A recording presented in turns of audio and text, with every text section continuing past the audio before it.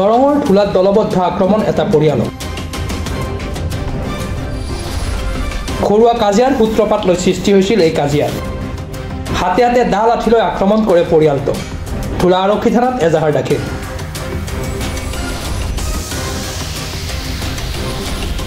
দৰঙৰ ঢোলা থানাৰ অন্তৰ্গত আটাকাটা চাপৰিত যোৱাকালি দুই পক্ষৰ মাজত ঘৰুৱা বিবাদক লৈ সৃষ্টি হৈছিল এক কাজিয়া সেই কাজিয়াৰ গইনালৈ আজি তৃতীয় পক্ষ তথা আসমত আলীৰ পৰিয়ালৰ লগত ৰাতিপুৱা সৃষ্টি হয় আন এক কাজিয়াৰ অভিযোগ অনুসৰি যোৱাকালি ইদ্ৰিছ আলীৰ পৰিয়াল আৰু বন্দিয়াৰ এক পৰিয়ালৰ ঢোলাচকত সৃষ্টি হৈছিল এক কাজিয়া সেই কাজিয়াৰ পিছত আসমত আলী দুই ফৈদক কাজিয়া নকৰিবলৈ আহ্বান জনাইছিল আৰু সেই আহ্বান জনোৱাই কাল হৈ পৰিল আসমত আলীৰ পৰিয়ালৰ কাজিয়া নকৰিবলৈ আহ্বান জনোৱাৰ বাবে আজি ৰাতিপুৱা ইদ্ৰিছ আলী আৰু আবেদ আলীয়ে ভাৰতীয় গুণ্ডা বাহিনী লৈ ৰাতিপুৱা আসমত আলীৰ ঘৰত দা লাঠি লৈ আক্ৰমণ কৰে লগতে ঘৰ দুৱাৰ ভাঙি দিয়ে সেই আসমত আলীয়ে আজি ইদ্ৰিছ আলী আৰু আবেদ আলী আৰু গুণ্ডা বাহিনীৰ বিৰুদ্ধে ঢোলা আৰক্ষী থানাত এজাহাৰ দাখিল কৰে আজি আহি ইয়াতো আমাৰ ঘৰ আক্ৰমণ দা চা একদম বন্দুক লৈ আহিছিল দুটামান বন্দুক আছিল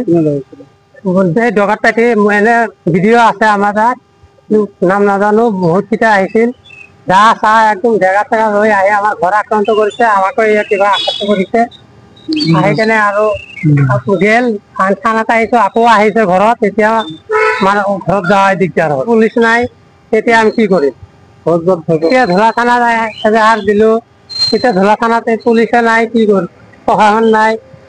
এতিয়াতো ঘৰত ডকাইতে ঘূৰি আছে এতিয়া আমি ঘৰত কেনেকে যাম কালি তাৰমানে বজাৰত দিন আছিল ল'ৰা এটাৰ লগত কিবা এটা কাজিয়া হ'ল তাৰপিছত বিল্লাল আৰু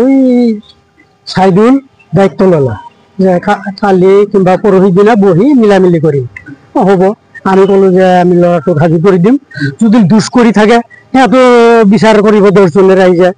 এই কথা কৈ থৈছো আজি 10টা কেইবা মিনিটত আহি তাৰমানে আমাৰ বাৰী ঘৰ একদম ঘেৰাও কৰি লৈছে ডকাইতে এই দিছে মানুহ লৈ আছে আমি গোটাইবিলাক মানুহ বেচিনো ইদ্ৰিছক চিনি পাইছো তাৰপাছত ইদ্ৰিছৰ ল'ৰা এটা আবেদ আলী আৰু হৰজত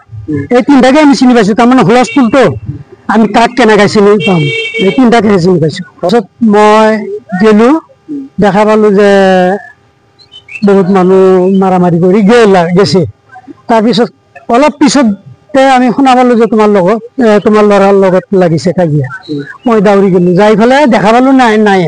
তাৰপিছতো ইহঁত বিল্লালক লগ পালো বিল্লাল আমাক কৈ আছে তুমি ঘৰত যোৱা আমি ঘৰত কিয় যাওঁ না তুমি ঘৰত পলাই থাকা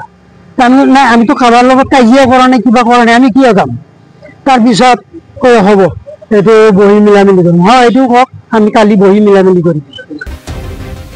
দৰঙৰ পৰা ফাৰুক আব্দুল্লা ৰিপৰ্ট প্ৰাতঃ টাইম ডিজিটেল